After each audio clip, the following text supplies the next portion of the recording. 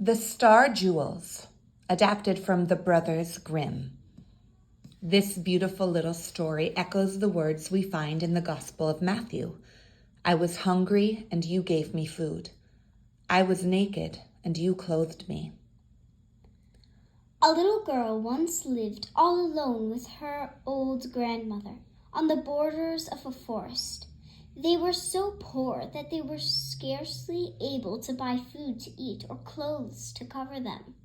Never mind, Granny, the little girl would say. Someday I will be big enough to work, and then I will earn so much that I will be able to buy everything that we need and to give something to other poor folk as well. One day, the child went off into the forest to gather sticks. These she hoped to sell for a few pennies in the town over beyond the hill.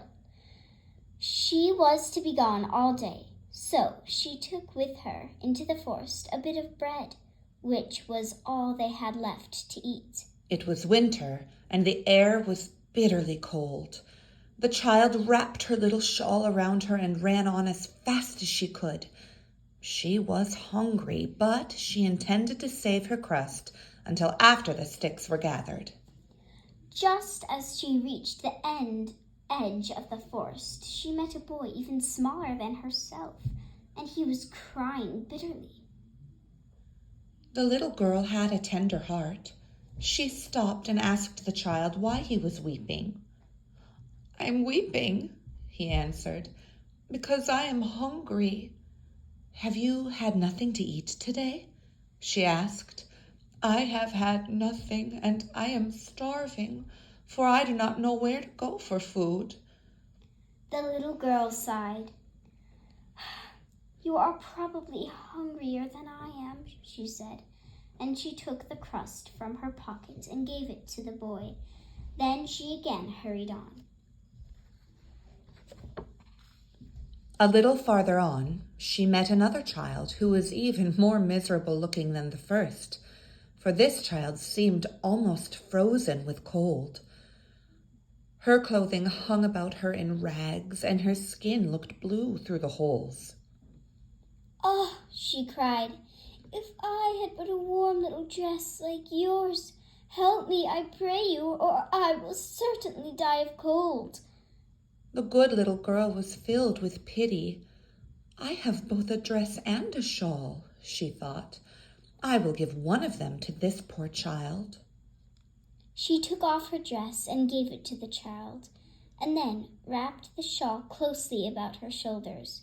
In spite of the shawl, she felt very cold.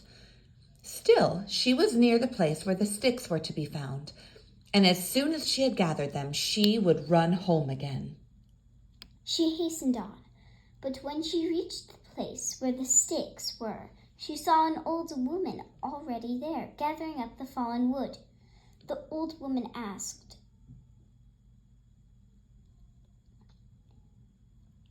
The old woman was so bent and poor and miserable looking that the little girl's heart ached for her.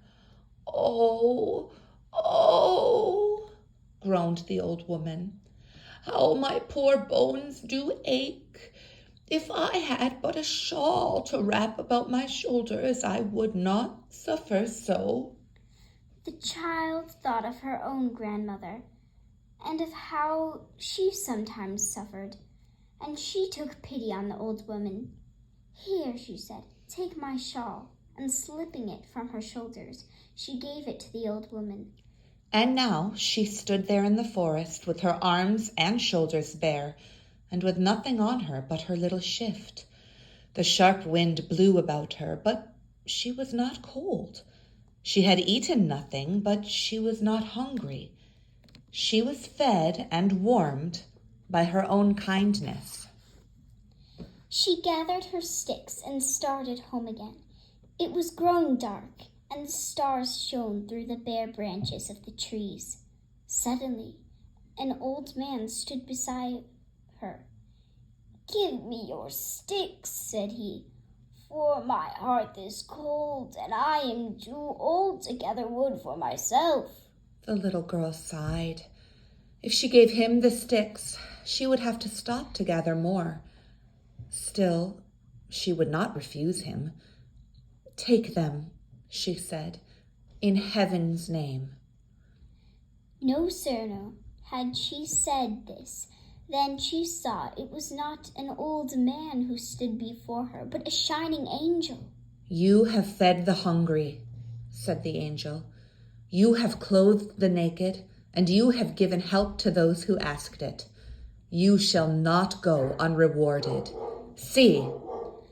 At once a light shone around the child, and it seemed to her that all the stars of heaven were falling through the bare branches of the trees. But these stars were diamonds and rubies and other precious stones. They lay thick upon the ground. "Gather them together," said the angel, "for they are yours." Wondering, the child gathered them together, all that she could carry, in the skirt of her little shift. When she looked about her again, the angel was gone, and the child hastened home with her treasures. It was enough to make her and her old grandmother rich. From then on, they lacked for nothing. They were able not only to have all that they wished for, but to give to many who were poor. So they were not only rich, but beloved by all who knew them. The end.